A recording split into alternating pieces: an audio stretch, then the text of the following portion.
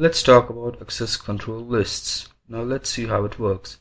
In my data directory, which we previously talked about, there is an account group and sales group. Now imagine that the sales group needs access to the account directory and the account group needs access to the sales directory. But you don't want to grant any permissions to others because that would just give away too many permissions.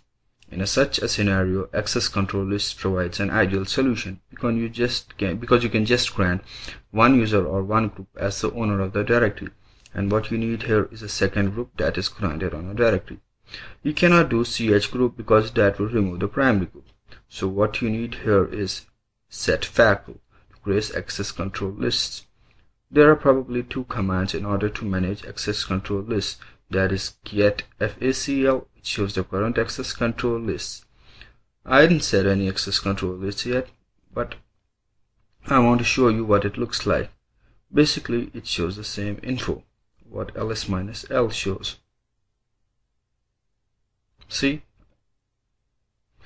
So the file name is account, the owner is Larry, the group is account, and there are some flags which is set group ID and sticky bit. And here we can see the permissions of the users and the groups and others. But wait, there is one thing very important to realize when working with ACL, that ACL is copying over to current permission settings to ACL, which means before starting to do anything on ACL, you want to be sure that your permissions are set in a way you want them to be. If after setting access control list you want to change the permission settings, you will end up in a mess. The system was not just created that flexible that it can deal with it. So make sure you have taken care of all permissions. And once you have done that, start using the ACL. So we want the sales group to have read permissions with the account directory. To do that, we'll use a command. And the command is going to be setfacl. That's set facl. Set facl is the command you need to use for using access control list. So I'll do set facl -m for modify. I'm doing -r for recursive, which is going to set ACLs on any items that are existing in the account directory. Next, I'm specifying a g:\sales followed by the permissions I want to grant. And then I specify the name of the directory. Then it gives me an invalid argument, no character 1. Now why is that? That's because order does matter in the set facl command. So what's wrong with this command? -m needs to be followed by the string of what exactly you need to modify. So g:\rx is an argument for -m option, and -r needs to be in front of it. You see, now it doesn't complain. So let me do a get facl on the account directory, and you can see that there is a second entity that has been added. So the group sales has reviewed and execute permissions now. There is also a mask. You see there? The mask is not important. Just ignore it. It's not required to understand it at this level. Okay, what we have done is we have taken care of all the items in the account directory. What we also need to do is take care of new items that will be created in the account directory. And to do that, we need a default ACL. Setting a default ACL is not too hard if we have this previous command done already. Now you'll be wondering which previous command I'm talking about. So what I'm going to do is I'll go back, use the command.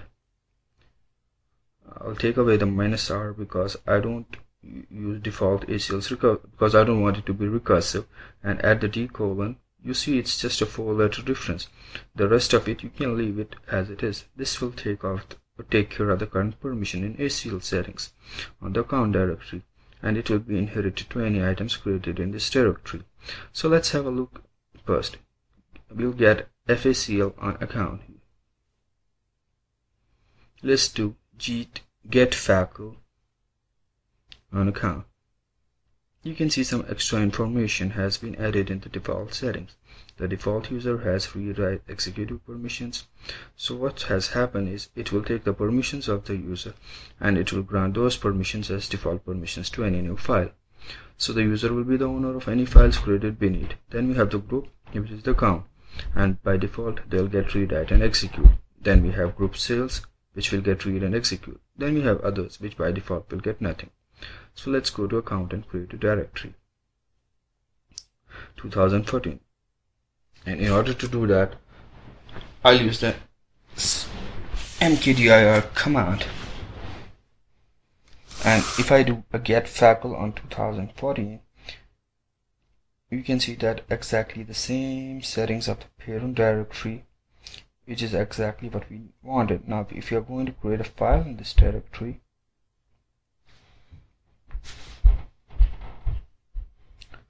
let's create a file by touch some file, and if you do a get facle on the file, it's different. Why is it? Because on the file you don't need a default setting, because we are not going to create anything beneath the file. What you also see is the mask has become active, because in Linux you never want to grant execute permissions automatically. The mask is taking the care of that for you. So default ACL tells you that the group will get read, write, execute permissions, but because of the mask the effective permissions are read and write, and which will also tells us the sales would get read and execute, but because of the mask sales would get read and others and have nothing. And this is basically how ACLs work. I haven't started the sales, I haven't done get facle on many other things. So okay, what you need to remember about ACLs is when setting ACLs on directories, at any time you need to use two commands. So the first command is, let me do a history on that. The history command gives you a list of all those commands that you have typed. The first command is this command number 1041, which takes care of existing items in the directory still. Second command is command 1043, which takes care of any new items that will be created below this directory. Now I do realize this isn't very easy to do, and you may have a hard time remembering the exact amount, but fortunately there is a very nice man page for set facle command. If you go all the way down on man page, you will see that there are some great examples, and there is one example that matters, and that is this one.